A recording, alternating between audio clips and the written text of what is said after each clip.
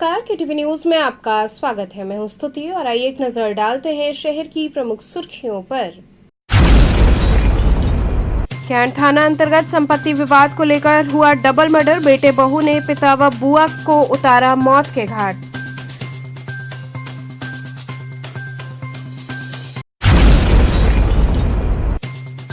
उत्तर प्रदेशी प्राथमिक शिक्षक संघ ने अपनी मांगों के समर्थन में बीएसए कार्यालय पर किया प्रदर्शन।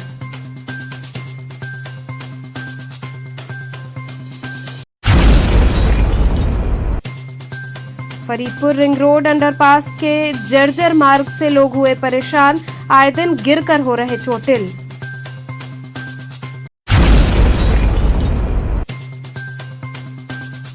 और स्वामी हरसेवानंद पब्लिक स्कूल में अध्ययनरत एनसीसी कैडेट्स ने निकाली जन जागरूकता रैली।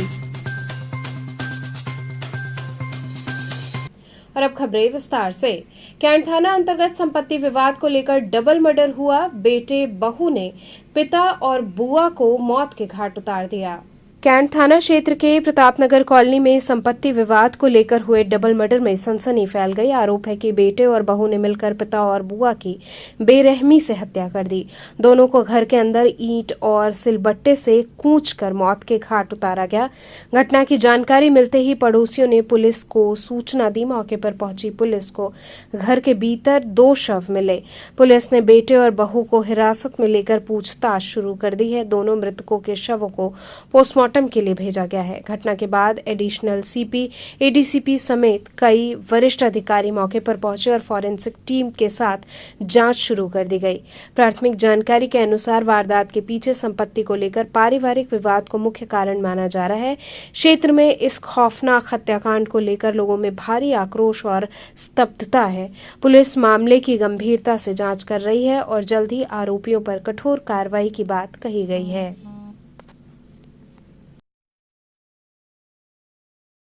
112 से सूचना हुई थी कि कैंट थाने अंतर्गत टकटकपुर एक जगह है, वहां पर 2 लोगों की हत्या हो गई।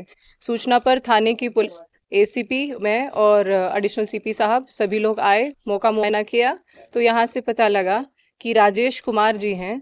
इन्होंने एक जमीनी विवाद के संबंध में आज अपने माँ और अपनी बहन, उन दोनों की हत्या कर दी। कैसे हत्या की? यहाँ से जो हमने मौके से प्राप्त किया वो 2-3 ईंटें और एक लोहे की रॉड को प्राप्त किया गया है।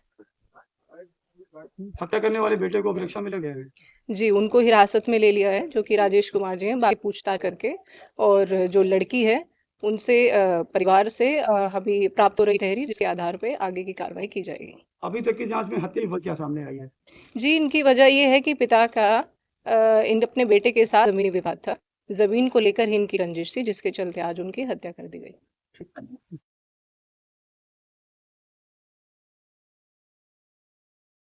उत्तर प्रदेशी प्राथमिक शिक्षक संघ ने अपनी मांगों के समर्थन में बीएसए कार्यालय पर प्रदर्शन किया। उत्तर प्रदेशी प्राथमिक शिक्षक संघ जनपद वाराणसी के बैनर तले आज शिक्षकों ने बीएसए कार्यालय पर जोरदार धरना प्रदर्शन किया। इस धरने का नेतृत्व जिला संयोजक कैलाश नाथ यादव ने किया। उन्होंने कहा कि 2005 के पहले नियुक्त शिक्षकों को अब तक पुरानी पेंशन योजना का लाभ नहीं दिया गया है, जबकि ये उनका वैधानिक अधिकार है। उन्होंने ये भी कहा कि परिषदीय शिक्षकों को गर्मी, सर्दी और अन्य अवकाशों का लाभ मिलना चाहिए और वो सेवा पुस्तिका में दर्ज भी किया जाना चाहिए। शिक्षक सुबह 7:30 से दोपहर 12:30 बजे तक की ड्यूटी निभा रहे हैं, लेकिन फिर भी उन्हें गैर शैक्षणिक और अतिरिक्त कार्यों में लगाया जा रहा है, जिससे मानसिक तनाव और पारिवारिक असंतुलन बढ़ रहा है। शिक्षकों की प्रमुख मांगों में भर्ती में कार्यरत शिक्षकों को वरीयता देना और वेतन विसंगतियों को जल्द से जल्द दूर करना शामिल है। धरने में प्रमुख रूप से अनूप कुमार सिंह, शशिकांत सिंह, मनोज मिश्रा, दुर्गा सिंह, शशि सिंह और अन्य सैकड़ों शिक्षकों ने भाग लिया। धरना समाप्ति के बाद शिक्षकों ने बीएसए को ज्ञापन सौंपा और चेतावनी दी कि अगर जल्द मांगे पूरी नहीं हुई तो आंदोलन और तेज किया जाएगा। आज शिक्षक महासंघ के आह्वान पर पूरे प्रदेश में सभी जनपदों पर सरकार की संवेदन शून्य जो नीति है, विद्यालयों को पेयरिंग कह करके, पेयरिंग, इनके पास शब्द बहुत अच्छे अच्छे होते हैं, ये कह रहे हैं कि हम पेयरिंग कर रहे हैं, 50 की संख्या जहां कम है, 50 से कम, उन विद्यालयों को 50 से अधिक वाली संख्या में मर्ज करेंगे। अब ये कह रहे हैं कि भविष्य में अगर आपकी संख्या बढ़ जाएगी तो हम उस विद्यालय को पुनः वापस कर देंगे। मैं सरकार से सवाल करना चाहता हूं कि हमारी संख्या कहां बढ़ेगी? जब आप हमारे विद्यालय को 50 से अधिक संख्या वाले मर्ज कर दिए हैं तो छात्र आएंगे उसी विद्यालय में आएंगे, तो हमारी संख्या कहां बढ़ा रहे हो? यह सरकार की सोची समझी नीति है। सरकार कहती कि हम विकसित देश की श्रेणी में आ रहे हैं। विकसित देश एक जापान है जहां पर एक बच्ची को शिक्षा देने के लिए, होकाइडो द्वीप है, वहां एक बच्ची को शिक्षा देने के लिए रेलगाड़ी चलाई गई और रेलगाड़ी सिंगल बच्ची को लेकर आती थी और शाम को छोड़ती थी। यह कार्यक्रम तब तक चला जब तक 2016 तक उसने स्नातक की डिग्री हासिल नहीं कर ली। यह कहेंगे हम विकसित देश हैं। 50 से कम संख्या हो गई तो विद्यालय समाप्त, विद्यालय नहीं रहेंगे। हमारे बच्चे कहां जाएंगे? 3 किलोमीटर की दूरी होगी अगर मर्ज किया जाएगा, और उससे बड़ा संकट सोनभद्र जनपद में आएगा। 5-5, 6-6 किलोमीटर पर विद्यालय है, वहां और समस्या आएगी। तो सरकार की इस नीति का हम लोग विरोध कर रहे हैं। भविष्य में बड़े आंदोलन की ओर हम लोग प्रेरित हैं। जिस तरह से कुछ स्कूल गांव के नजदीक में थे और मर्ज करेंगे तो दूर पड़ेगा, तो क्या बच्चे आ सकते हैं? अभी सरकार को सोचना है। सरकार से सवाल आप कर सकते हैं कि दूर बच्चे जाएंगे नहीं जाएंगे। सरकार की यह मंशा है कि इन विद्यालयों को बंद कर दो और ये जो स्कूल होंगे ये पूंजीपति जो इनके दोस्त मित्र हैं उनको ये सुपुर्द करेंगे, ये अपने विद्यालय चलावे इसमें। ये हमारी रणनीति निर्धारित होगी महासंघ की, और उसमें हम अगले कदम की ओर बढ़ेंगे। बड़ा आंदोलन होगा हमारा। हम सरकार को विवश करेंगे कि अपने निर्णय को वापस लें। फरीदपुर रिंग रोड अंडरपास के जर्जर मार्ग से लोग परेशान हुए। मार्ग से गुजर रहे लोग गिरकर चोटिल हो रहे हैं। वाराणसी के सारनाथ क्षेत्र में स्थित फरीदपुर रिंग रोड अंडरपास इन दिनों हादसों का अड्डा बन चुका है।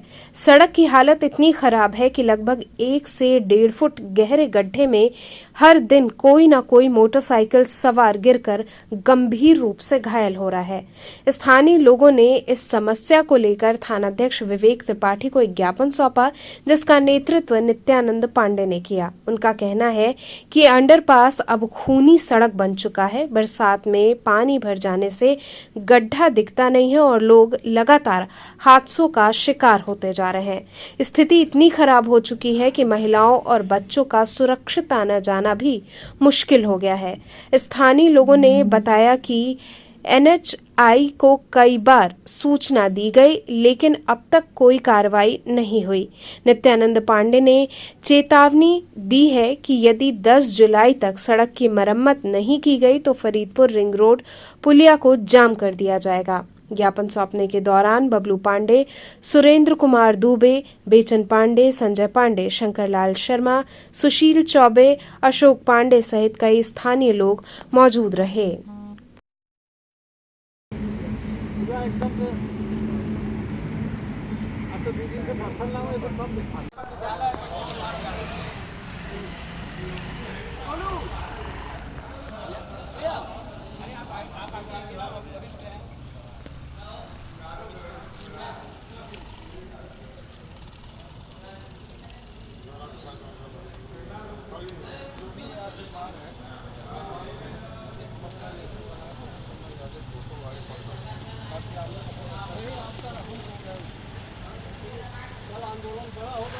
किस समस्या को लेकर आज आप लोगों ने यहाँ? देखिए, ये समस्या अगले 2-3 साल से बनी हुई है। ये अंडरपासवे ग्राम सभा फरीदपुर का है।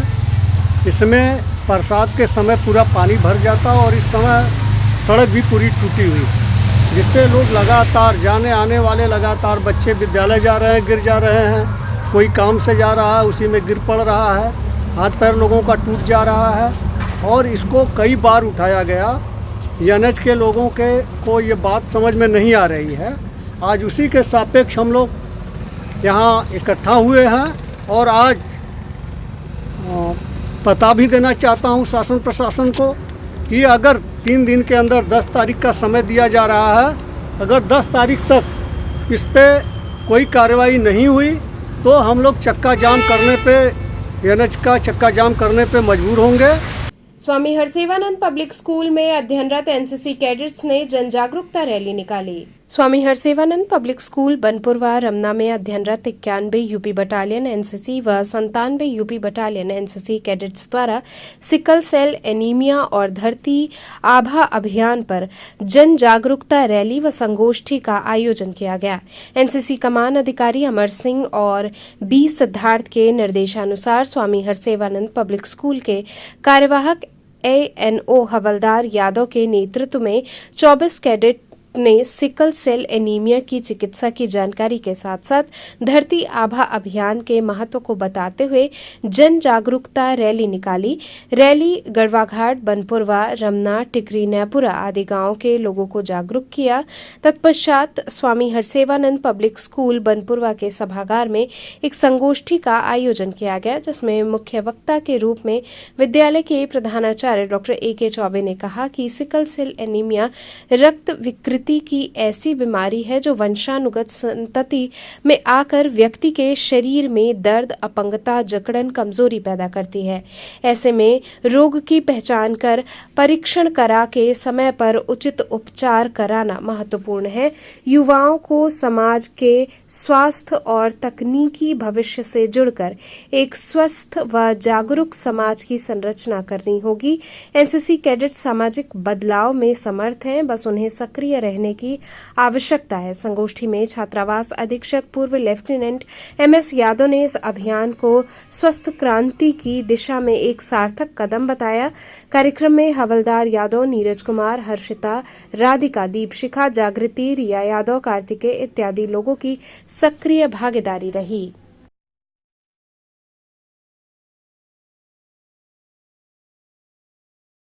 आज स्वामी हरसेवानंद पब्लिक स्कूल बनपुरवा के इस प्रांगण में 91 और 97 बटालियन एनसीसी के तत्वावधान में सिकल सेल एनीमिया और धरती आभा अभियान के तहत एक जन जागरूकता रैली निकाली गई। तत्पश्चात एक संगोष्ठी का आयोजन किया गया, जिसमें इस जटिल बीमारी के बारे में बच्चों को जागरूक किया गया और इनको ये निर्देशित किया गया है एनसीसी की तरफ से कि ये गांव-गांव जाकर इस रोग के बारे में लोगों को जागरूक करें। अगर इस तरह का कोई रोगी निकलता है तो उसका सम्यक और समय पूर्वक जल्दी से जल्दी इलाज सुनिश्चित कराया जाए। बेनिया क्षेत्र में कुएं से अज्ञात युवक का शव मिलने से सनसनी फैल गई। बेनिया इलाके में स्थित अखाड़ा राम सिंह के पास मंगलवार सुबह एक पुराने कुएं में एक अज्ञात युवक का शव मिलने से इलाके में सनसनी फैल गई। शव देखकर स्थानीय लोग इकट्ठा हो गए और तुरंत पुलिस को सूचना दी गई। प्रत्यक्षदर्शियों के अनुसार मृतक की उम्र लगभग 40 वर्ष के आसपास बताई जा रही है। भीड़ में मौजूद कुछ लोगों ने आशंका जताई कि वो नगर निगम का सफाई कर्मी हो सकता है। सूचना मिलते ही मौके पर पहुंची पुलिस ने घटनास्थल की घेराबंदी कर जांच शुरू कर दी। शव को बाहर निकालने के लिए एनडीआरएफ की टीम को बुलाया गया, जिसने तुरंत सक्रियता दिखाते हुए शव को कुएं से बाहर निकाला। शव को पोस्टमार्टम के लिए भेज दिया गया है और पुलिस पहचान और मौत के कारणों की जांच में जुटी हुई है। कौन है ये, क्या है पूरा मामला? आज सुबह लगभग 7:30 बजे ये राम सिंह अखाड़ा के पास एक कुआं है बेनियाबाग में, वहां से एक अज्ञात शव के सूचना दी गई थाना चौक को, जिस पर तत्काल स्थानीय थाना मेरे द्वारा घटनास्थल का निरीक्षण किया गया। शव को कुएं से बाहर निकालने के लिए एनडीआरएफ टीम बुलाई गई। अभी उस टीम के द्वारा जो है शव को बाहर निकाला गया है। अभी इसका आइडेंटिफिकेशन नहीं हो पाया है। जो अन्य जो विधि कार्रवाई है वो अब की जा रही है। सर ये निगम कर्मी है, क्या है ये? अभी तो नगर निगम की पूरी टीम है, जोनल अधिकारी भी हैं, उनके द्वारा उसकी फोटो ली गई है। वो अभी आइडेंटिफाई नहीं कर पा रहे हैं, फिर भी अपने स्टाफ और अपनी टीम के बीच में उसकी फोटो सर्कुलेट कर रहे हैं। अगर आइडेंटिफिकेशन कराने का जल्दी से जल्दी प्रयास किया जा रहा है। राजभर समाज को हमले और झूठे मुकदमे में फंसाने का आरोप लगाते हुए सुभाषपा ने ज्ञापन सौंपा। वाराणसी के चौबेपुर थाना क्षेत्र के बिलवर गांव में राजभर समाज के लोगों पर हमले और उन्हें फर्जी मुकदमों में फंसाने का गंभीर आरोप लगा है। सुहेलदेव भारतीय समाज पार्टी के जिलाध्यक्ष उमेश राजभर और जिला प्रमुख महासचिव बसंत राजभर ने आरोप लगाया है कि गांव के दबंग संजय सिंह और उनके परिवार द्वारा लगातार राजभर समाज के लोगों को जातिगत रूप से अपमानित किया जा रहा है और मारपीट की धमकी दी जा रही है।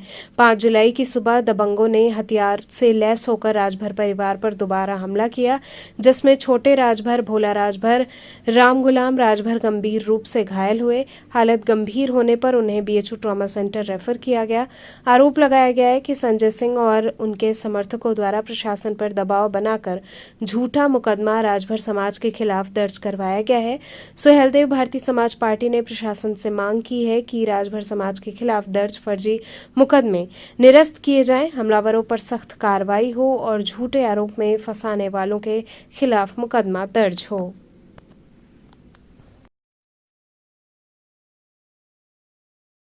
भैया, किस संदर्भ में आप लोग ज्ञापन देने आए थे, क्या मांगे थी आप लोगों की? आज देखिए, छितुनी की घटना को लेकर के हम लोग छितुना की घटना को लेकर के सुहेलदेव भारतीय समाज पार्टी के कार्यकर्ता तमाम अपने घर से आए हैं यहाँ पे।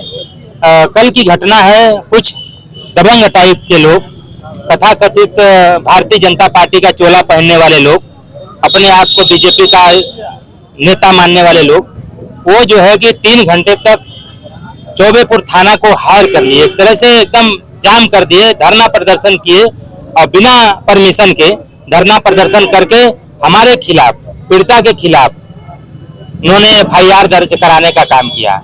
तो उसी को लेकर के हम लोगों ने कमिश्नर से मिला, DM साहब से मिले और DM साहब, कमिश्नर साहब, दोनों लोगों ने इस बात से जानकारी हमको दी है कि हमको इसकी जानकारी है और हम लोग आपके साथ हैं। वो लिखवाए हैं मुकदमा, ठीक है, लिखा गया है, लेकिन जांच का विषय है, जांच करके उस मुकदमा को खत्म कर दिया जाएगा।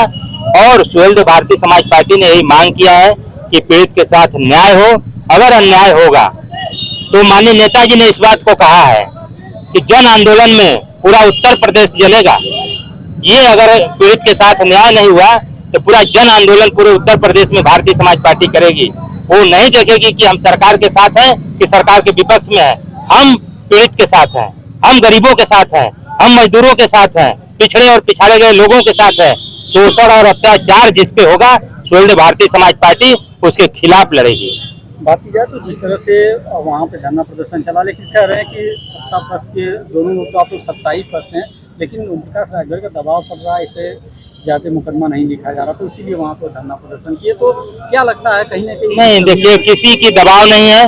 माननीय नेताजी ने हाँ फोन करके ये कहा है, किसी के दबाव में अगर प्रशासन काम करेगा तो उसके लिए हम रोड पर भी उतरने का काम करेंगे। उन्होंने ये बात कहा है और भाई फोन कहा हमको समझाए हैं कि अगर बोल देना कि अगर प्रशासन किसी के दबाव में, गुंडागर्द अपराधियों के दबाव में अगर काम करेगी तो हम लोग रोड पर उतरने का भी काम करेंगे। ये हमारे कार्यकर्ताओं ने भी मन बना लिया है कि अगर प्रशासन किसी के दबाव में काम किया तो रोड पर हम लोग उतर करके जन आंदोलन काम करेंगे। सरकारी स्कूल बंद करने की नीति के खिलाफ अपनी जनता पार्टी ने विरोध प्रदर्शन किया। उत्तर प्रदेश में 50 से कम नामांकन वाले 27,764 सरकारी प्राथमिक व उच्च माध्यमिक विद्यालयों को बंद करने के शासनादेश के विरोध में अपनी जनता पार्टी ने मोर्चा खोल दिया है। वाराणसी जिला अध्यक्ष मनीष वर्मा ने इसे गरीबों और ग्रामीण बच्चों के शिक्षा अधिकार पर हमला बताया है। उन्होंने राज्यपाल को ज्ञापन देकर मांग की है कि ये आदेश तत्काल रद्द किया जाए और रिक्त पदों पर शिक्षकों की नियुक्ति हो। पार्टी ने चेतावनी दी कि यदि आदेश वापस नहीं लिया गया तो बड़ा आंदोलन किया जाएगा। आह्वान किया था 3 तारीख को, वहाँ पे राज्यपाल महोदय का से मिलकर अपना ज्ञापन देने की बात कही थी। रास्ते में पुलिस प्रशासन द्वारा जो है कि हम लोग की यात्रा को रोक दी गया, विरोध प्रदर्शन को रोक दिया गया था और ज्ञापन लेने का काम किया। तो माननीय राष्ट्रीय अध्यक्ष जी का निर्देश था कि हम लोग अपने जनपदों में, जिला मुख्यालयों पे ज्ञापन देने का काम करें, विरोध प्रदर्शन करें। अगर सरकारें हमारी बातें नहीं मानती है तो हमारे माननीय राष्ट्रीय अध्यक्ष जी का जो भी दिशा निर्देश और नेतृत्व का पालन होगा, पार्टी के नेतृत्व के तहत हम लोग उसको आगे बढ़ाने का काम करेंगे। माननीय राष्ट्रीय अध्यक्ष जी ने कहा है कि आगे चलकर अगर सरकारें इस पर संज्ञान नहीं लेती हैं सारे मामलों पर, तो हम लोग सड़क पर भी उतरने करेंगे, भारी संख्या में उतरने का काम करेंगे और आगे चल के विधानसभा और मुख्यमंत्री आवास को घेरने का भी काम करेंगे। डीएम साहब को हम लोग को ज्ञापन देना है। यहाँ पे हम लोग का जो कार्यक्रम है ये 27,764 जो राज्य सरकार द्वारा बंद और मर्जर किया जा रहा है स्कूलों को, उसके विरोध में है। क्योंकि सरकार जो है जगह जगह जो है दारू का ठेका तो खोल रही है लेकिन स्कूल बंद कर रही है। इसी के विरोध में हम लोग का ये प्रदर्शन और ज्ञापन हम लोग देने का काम कर रहे हैं। क्योंकि आज के समय शिक्षा बहुत ज़रूरी है। चूँकि 6 साल से 14 साल के बच्चों का एक मौलिक अधिकार है कि उनको फ्री शिक्षा दिया जाना, और सरकार उसी को बंद कर रही है। तो अगर ऐसा ही चलता रहा तो कहाँ से लोगों को शिक्षा मिलेगी, कहाँ से रोज़गार मिलेगा। और सरकार का यही मुद्दा है कि ना हम शिक्षा देंगे, ना कोई हमसे जो है कुछ बोलेगा ना पूछेगा।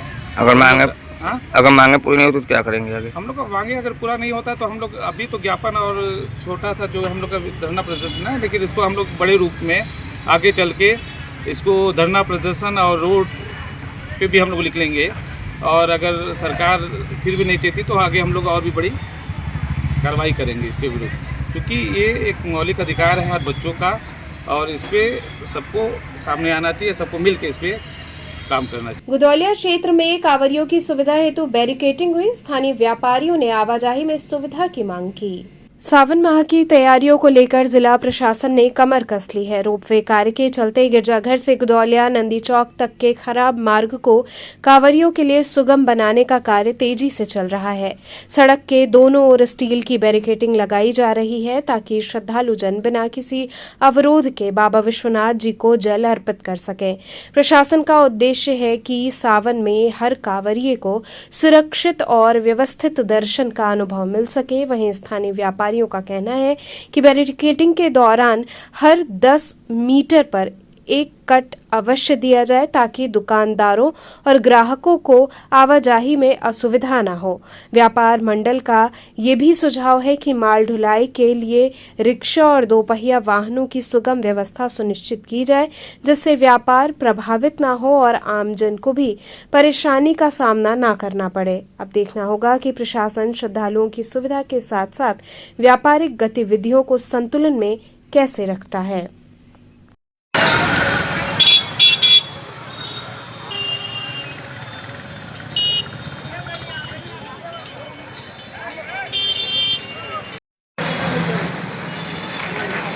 यहाँ से तो हमेशा इधर से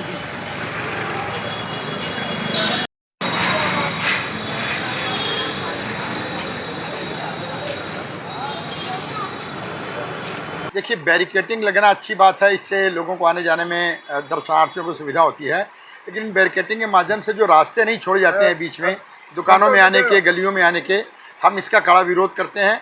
और हम प्रशासन से मांग करते हैं कि हर 10 मीटर 12 मीटर के अंतर पर रास्ता छोड़ा जाए, जिससे लोग अपनी दुकानों में जा सकें और अपने घरों से निकल सकें, अपने सामान की खरीदारी कर सकें। और इसके साथ ही साथ हमारी ये भी मांग है कि इस क्षेत्र के अंदर कम से कम स्कूटर को आने जाने की हमेशा इजाज़त रहे, जिससे कि लोग अपनी रोज़मर्रा की काम के लिए जो बाहर निकलते हैं वो निकल सकें। बिना स्कूटर की सुविधा दिए लोगों को बहुत ज़्यादा परेशानी होती है। बाबा विश्वनाथ का दर्शन बहुत अच्छी बात है, अपने स्थान पर है, लेकिन लोगों का जीवनचर्या करना भी बहुत ज़रूरी है। एक और मांग साथ में है कि हमारे माल को आने जाने के लिए कम से कम 3 से 4 घंटे का समय प्रशासन को अवश्य देना चाहिए।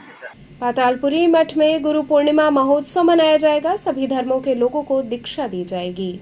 पातालपुरी सनातन धर्म रक्षा परिषद और रामपे के तत्वावधान में 10 जुलाई से पातालपुरी मठ नरहरिपुरा में गुरु पूर्णिमा महोत्सव, महादीक्षा संस्कार और 9 दिवसीय श्री राम कथा का आयोजन किया जा रहा है। इस संबंध में मठ के पीठाधीश्वर जगतगुरु बालक देवाचार्य जी महाराज ने पत्रकारों से बात करते हुए जानकारी दी। जगतगुरु ने कहा कि श्री राम किसी एक धर्म या जाति के नहीं बल्कि संपूर्ण मानवता के हैं। है, इसलिए इस आयोजन में हर जाति और धर्म के लोग आमंत्रित हैं। यहाँ तक कि मुस्लिम और आदिवासी समाज के लोग भी दीक्षा लेंगे। उन्होंने कहा कि आज जब परिवार और समाज बिखर रहे हैं तो हमें राम के मार्ग पर चलना होगा। जगत गुरु ने यह भी कहा कि दीक्षा या शिक्षा में जाति धर्म नहीं देखे जाते। गुरु का कार्य होता है अज्ञानता को दूर कर ज्ञान का मार्ग दिखाना। जो राम संस्कृति और इस परंपरा को मानते हैं उनके लिए मठ के द्वार सदा खुले हैं। क्या खास कार्यक्रम है? गुरु पूर्णिमा 11 दिन का उत्सव जो चलता है और उसी लिए जो है कल से कार्यक्रम प्रारंभ हो जाएगा। मानस पाठ बैठेगा 24 घंटा का, जो 10 तारीख तक चलेगा और 10 तारीख को गुरु पूजा सुबह 7 बजे से लेकर शाम को 7 बजे तक चलती रहेगी और जिसमें हर धर्म के लोग आकर के गुरु पूजा करेंगे। और इसके बाद जो है 11 तारीख को सुबह शोभा यात्रा है, मंगल कलश यात्रा, और इसके बाद पार्थिव पूजन है। शाम को 6 बजे से कथा प्रारंभ होगी, जिसमें लगातार रोज 9 दिन तक कभी विद्युत गोष्ठी होगी, कभी कभी सम्मेलन होगा, संत सम्मेलन होगा। ऐसे बीच बीच में कार्यक्रम होते रहेंगे और 19 तारीख को बृहद भंडारा होगा, जिसमें सभी सादर आमंत्रित हैं और यह पावन त्योहार 19 तारीख को विश्राम। महात्मा गांधी काशी विद्यापीठ में वृक्षारोपण किया गया। महात्मा गांधी काशी विद्यापीठ के भारत रत्न लाल बहादुर शास्त्री उद्यान एवं चंदन वाटिका में एक वृहद वृक्षारोपण कार्यक्रम का आयोजन किया गया। ये कार्यक्रम राजनीति विज्ञान विभाग के पूर्व कार्यालय प्रभारी जितेश चंद्र के संरक्षण में संपन्न हुआ। कार्यक्रम के अंतर्गत चंदन, नीम, अशोक, पीपल, रबड़ इत्यादि फलदार और औषधीय पौधों का रोपण किया गया।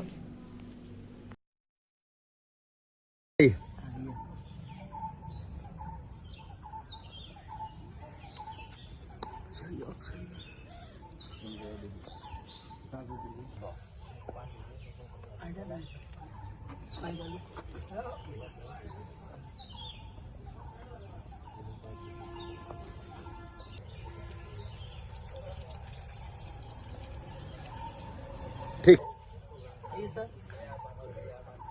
लगाइए ना, आप करिए ना। हाँ लगा है, ये रख रहे हैं।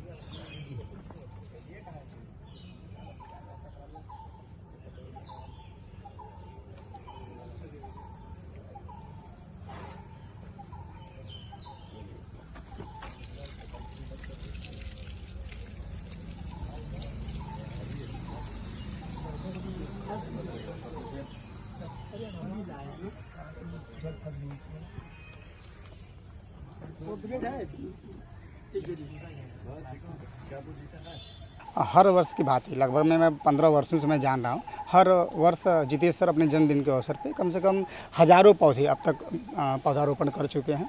इस उपलक्ष्य के जब भी आता है तो ऐसा होता है कि मैं जब से मैं यहाँ पे आया इसके बाद भी मैं देखता हूँ हर वर्ष हम लोग से कह करके नहीं है, मुझे मेरे मतलब एक उनका उद्देश्य है कि आज के जो वातावरण है दूषित हो रहा है उसको हमेशा हरा भरा ऑक्सीजन के लिए। आप यूथ हैं, ऐसे में क्या लगता है बर्थडे सेलिब्रेशन यूथ कहीं ना कहीं केक काट के कुछ दूसरे तरीके से सेलिब्रेट करके मनाते हैं, लेकिन पौधा लगा के कितनी खुशी होती है इनके जन्मदिन पे?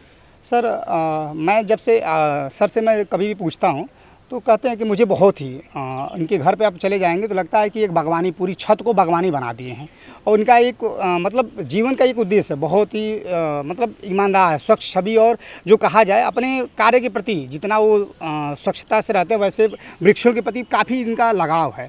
और मुझे ऐसा लगता है कि जीवन में प्रत्येक मनुष्य को कम से कम एक जीवित मनुष्य के जीवन में 7 पौधों के बराबर ऑक्सीजन की आवश्यकता होती है और उस अपने एक मनुष्य को कम से कम जीवन काल में 7 पौधे जरूर लगाना चाहिए। जितेश सर से किस तरह की प्रेरणा मिलती है और क्या उनके चीज़ों को आप अपने जीवन में उतारने की? बिल्कुल, हम लोग कई बार, मैं इनसे भी सीखा, हमारे सर भी हैं वर्तमान विभागाध्यक्ष पूर्व UGC के समन्वयक रहे हैं सर नए के। सर का हमारे लिए आइडियल हैं, जब भी हमेशा प्रेरित रहते हैं, कुछ भी होता है तो कहते हैं देखो ये करना है, और वृक्षों के प्रति काफ़ी लगाव सर का है। और हमें मानते अपना आप वरिष्ठ लोग हैं, विभागाध्यक्ष हैं, वरिष्ठ लोग हैं, ये लोग आपको सहयोगी के रूप में अपने साथ रखते हैं? सर का सदैव आशीर्वाद हम सभी को मिलता रहता है, कभी भी कुछ भी ज़रूरत होती है। एक पुत्रवत की बात है, गुरु और शिष्य का रिश्ता जो होता है, एक जो हमारी भारतीय संस्कृति परंपरा रही है, एक पिता पुत्र जो होता है, वैसे उस भाव को सदैव सर पिरोए रहते हैं। और कभी भी हम लोग सुख दुख में सारे जहाँ भी ज़रूरत होती है सदैव साथ देते हैं।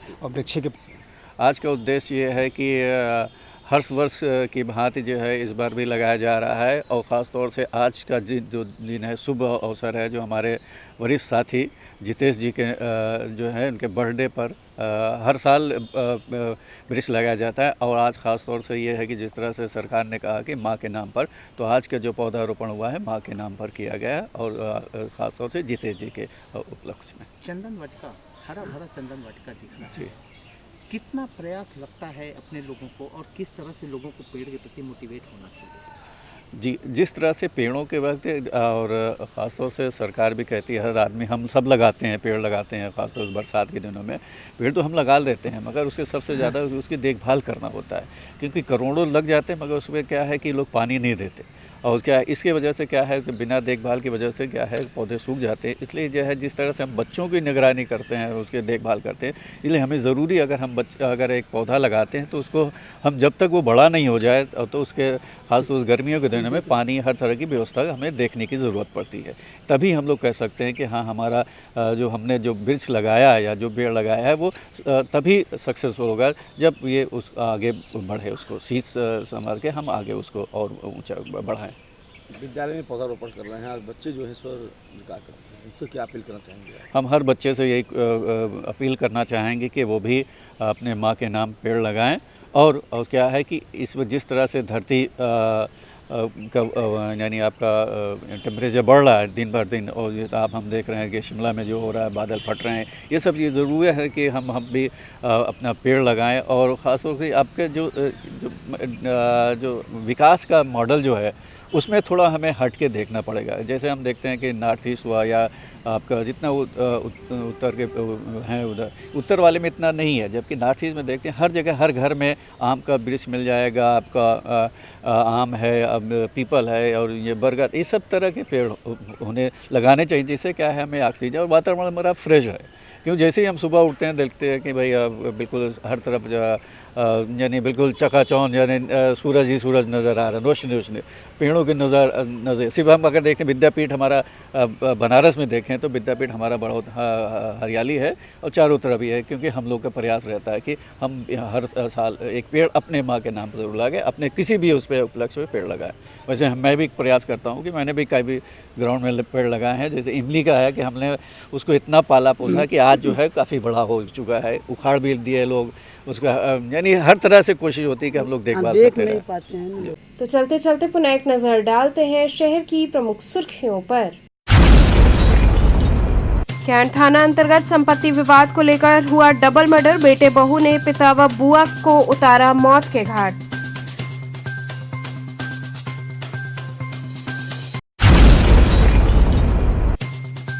उत्तर प्रदेशी प्राथमिक शिक्षक संघ ने अपनी मांगों के समर्थन में बीएसए कार्यालय पर किया प्रदर्शन।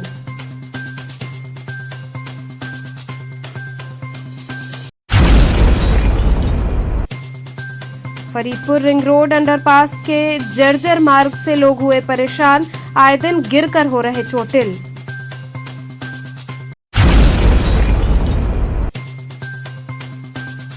और स्वामी हरसेवानंद पब्लिक स्कूल में अध्ययनरत एनसीसी कैडेट्स ने निकाली जन जागरूकता रैली।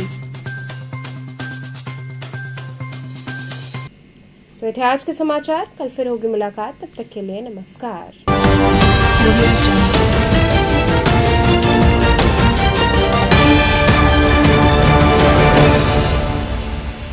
खबरों से जुड़े रहने के लिए हमारे चैनल KTV वाराणसी को सब्सक्राइब करें और लेटेस्ट अपडेट्स के लिए बेल आइकन को प्रेस करें।